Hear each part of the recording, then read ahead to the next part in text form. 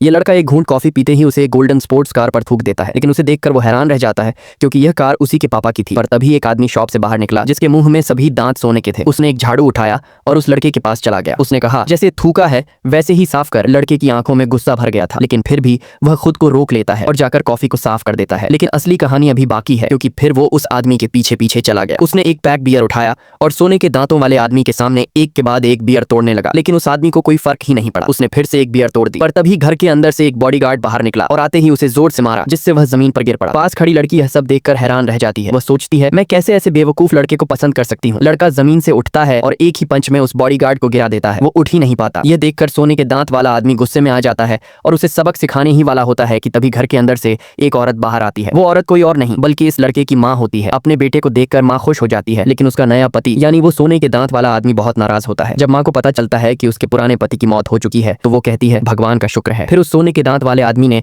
जानबूझकर लड़के के सामने उसकी माँ को चुम्मा देकर उसे चिढ़ाने की कोशिश की। लड़का गुस्से में लाल हो जाता है और फिर एक प्लेट उठाकर उस पर फेंक देता है, लेकिन यह सब सिर्फ उसकी कल्पना। फिर वो दोनों उसे अपने पापा की कार दिखाने के लिए बुलाते हैं। उसे जलते हुए देखकर सोने के दांत वाला आदमी बहुत खुश होता है, क्योंकि वो कार अब उसकी हो चुकी थी। घर लौटकर माँ उसे उसकी बचपन की तस्वीरें दिखाती है, फिर उसे मॉल ले जाकर नए कपड़े